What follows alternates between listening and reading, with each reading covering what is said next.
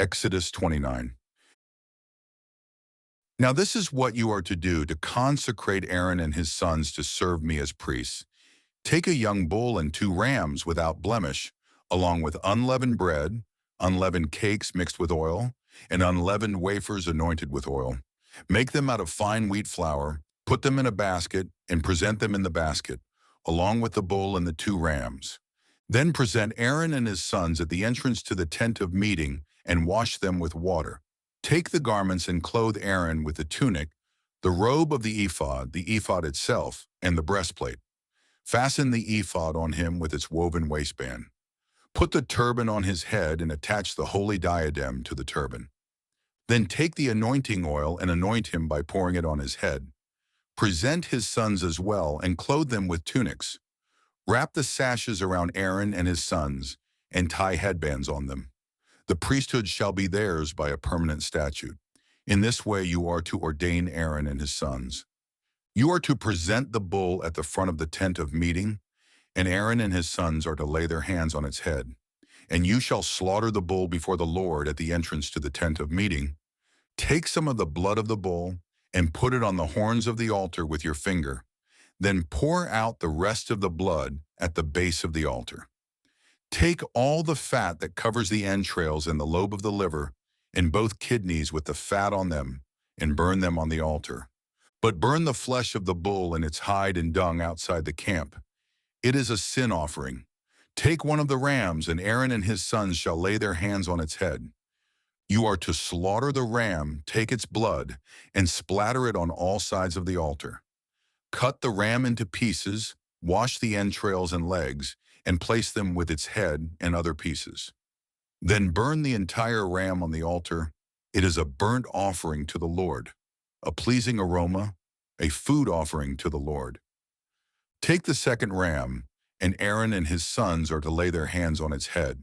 Slaughter the ram, take some of its blood, and put it on the right earlobes of Aaron and his sons, on the thumbs of their right hands and on the big toes of their right feet.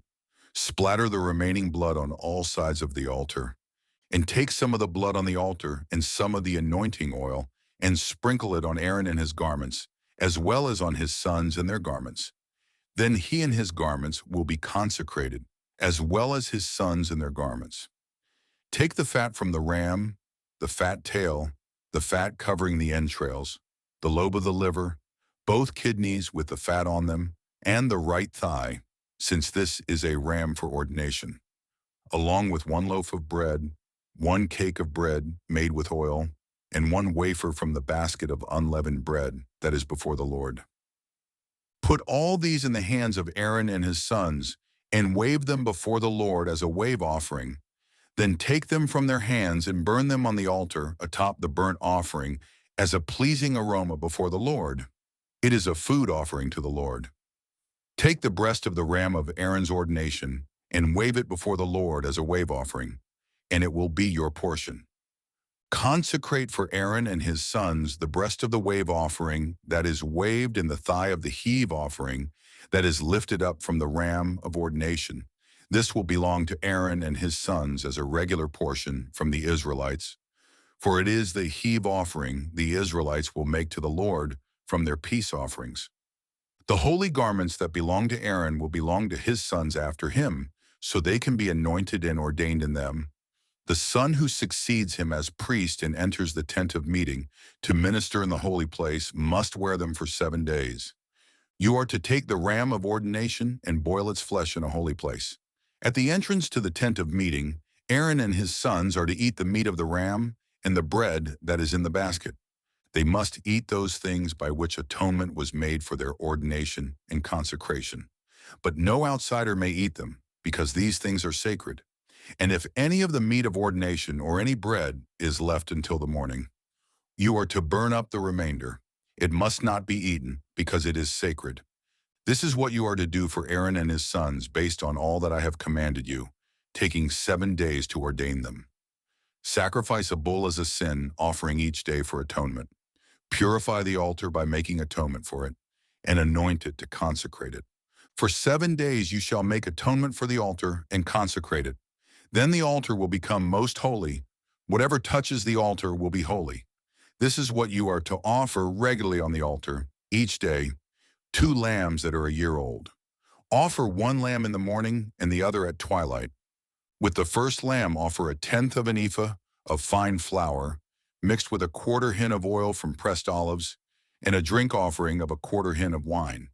And offer the second lamb at twilight with the same grain offering and drink offering as in the morning, as a pleasing aroma, a food offering to the Lord. For the generations to come, this burnt offering shall be made regularly at the entrance to the tent of meeting before the Lord, where I will meet you to speak with you. I will also meet with the Israelites there, and that place will be consecrated by my glory. So I will consecrate the tent of meeting and the altar, and I will consecrate Aaron and his sons to serve me as priests. Then I will dwell among the Israelites and be their God. And they will know that I am the Lord their God, who brought them out of the land of Egypt so that I might dwell among them. I am the Lord their God. Exodus 30. You are also to make an altar of acacia wood for the burning of incense. It is to be square, a cubit long, a cubit wide, and 2 cubits high. Its horns must be of one piece. Overlay with pure gold the top and all the sides and horns, and make a molding of gold around it, and make 2 gold rings below the molding on opposite sides to hold the poles used to carry it. Make the poles of acacia wood and overlay them with gold. Place the altar in front of the veil that is before the ark of the testimony, before the mercy seat that is over the testimony, where I will meet with you. And Aaron is to burn fragrant incense on it every morning when he tends the lamps. When Aaron sets up the lamps at twilight, he must burn the incense perpetually before the Lord for the generations to come. On this altar, you must not offer unauthorized incense or a burnt offering or grain offering, nor are you to pour a drink offering on it. Once a year Aaron shall make atonement on the horns of the altar. Throughout your generations he shall make atonement on it annually with the blood of the sin offering of atonement. The altar is most holy to the Lord. Then the Lord said to Moses, when you take a census of the Israelites to number them, each man must pay the Lord a ransom for his life when he is counted. Then no plague will come upon them when they are numbered. Everyone who crosses over to those counted must pay a half shekel, according to the sanctuary shekel, which weighs 20 gerahs. This half shekel is an offering to the Lord. Everyone 20 years of age or older who crosses over must give this offering to the Lord. In making the offering to the Lord to atone for your lives, the rich shall not give more than a half shekel, nor shall the poor give less. Take the atonement money from the Israelites and use it for the service of the tent of meeting. It will serve as a memorial for the Israelites before the Lord to make atonement for your lives. And the Lord said to Moses, you are to make a bronze basin with a bronze stand for washing. Set it between the tent of meeting and the altar, and put water in it, with which Aaron and his sons are to wash their hands and feet. Whenever they enter the tent of meeting or approach the altar to minister by presenting a food offering to the Lord, they must wash with water so that they will not die. Thus they are to wash their hands and feet so that they will not die. This shall be a permanent statute for Aaron and his descendants for the generations to come. Then the Lord said to Moses, take the finest spices, 500 shekels of liquid myrrh, half that amount, 250 shekels, of fragrant cinnamon, 250 shekels of fragrant cane, 500 shekels of cassia, all according to the sanctuary shekel, and a hin of olive oil. Prepare from these a sacred anointing oil, a fragrant blend, the work of a perfumer. It will be a sacred anointing oil. Use this oil to anoint the tent of meeting, the ark of the testimony, the table and all its utensils, the lampstand and its utensils, the altar of incense, the altar of burnt offering and all its utensils, and the basin with its stand. You are to consecrate them so that they will be most holy. Whatever touches them shall be holy. Anoint Aaron and his sons and consecrate them to serve me as priests. And you are to tell the Israelites, this will be my sacred anointing oil for the generations to come. It must not be used to anoint an ordinary man, and you must not make anything like it with the same formula. It is holy and it must be holy to you. Anyone who mixes perfume like it or puts it on an outsider shall be cut off from his people. The Lord also said to Moses, Take fragrant spices, gum resin, anacha, galbanum, and pure frankincense in equal measures and make a fragrant blend of incense, the work of a perfumer, seasoned with salt, pure and holy. Grind some of it into fine powder and place it in front of the testimony in the tent of meeting, where I will meet with you. It shall be most holy to you. You are never to use this formula to make incense for yourselves. You shall regard it as holy to the Lord. Anyone who makes something like it to enjoy its fragrance shall be cut off from his people. Exodus 31. Then the Lord said to Moses, See, I have called by name Bezalel, son of Uri, the son of Hur, of the tribe of Judah, and I have filled him with the Spirit of God, with skill, ability, and knowledge in all kinds of craftsmanship, to design artistic works in gold, silver, and bronze, to cut gemstones for settings, and to carve wood, so that he may be a master of every craft. Moreover, I have selected Oholiab, son of Ahisamach, of the tribe of Dan, as his assistant. I have also given skill to all the craftsmen, that they may fashion all that I have commanded you, the tent of meeting, the ark of the testimony and the mercy seat upon it, and all the other furnishings of the tent, the table with its utensils, the pure gold lampstand with all its utensils, the altar of incense, the altar of burnt offering with all its utensils, and the basin with its stand, as well as the woven garments, both the holy garments for Aaron the priest and the garments for his sons to serve as priests, in addition to the anointing oil and fragrant incense for the holy place. They are to make them according to all that I have commanded you. And the Lord said to Moses, Tell the Israelites, surely you must keep my Sabbaths, for this will be a sign between me and you for the generations to come, so that you may know that I am the Lord who sanctifies you. Keep the Sabbath, for it is holy to you. Anyone who profanes it must surely be put to death.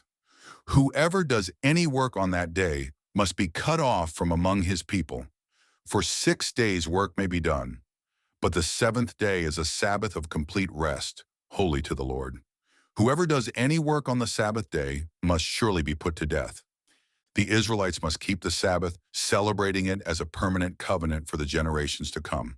It is a sign between me and the Israelites forever. For in 6 days the Lord made the heavens and the earth, but on the seventh day he rested and was refreshed. When the Lord had finished speaking with Moses on Mount Sinai, he gave him the 2 tablets of the testimony, tablets of stone inscribed by the finger of God. Exodus 32. Now when the people saw that Moses was delayed in coming down from the mountain, they gathered around Aaron and said, Come, make us gods who will go before us. As for this Moses who brought us up out of the land of Egypt, we do not know what has happened to him. So Aaron told them, Take off the gold earrings that are on your wives and sons and daughters and bring them to me. Then all the people took off their gold earrings and brought them to Aaron. He took the gold from their hands, and with an engraving tool he fashioned it into a molten calf. And they said, These, O Israel, are your gods who brought you up out of the land of Egypt.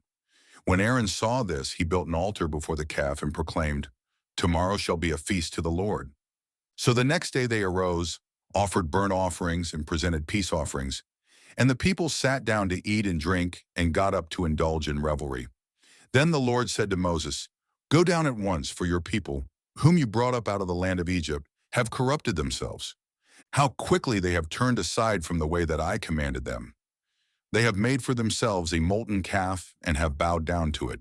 They have sacrificed to it and said, These, O Israel, are your gods, who brought you up out of the land of Egypt. The Lord also said to Moses, I have seen this people, and they are indeed a stiff-necked people. Now leave me alone so that my anger may burn against them and consume them.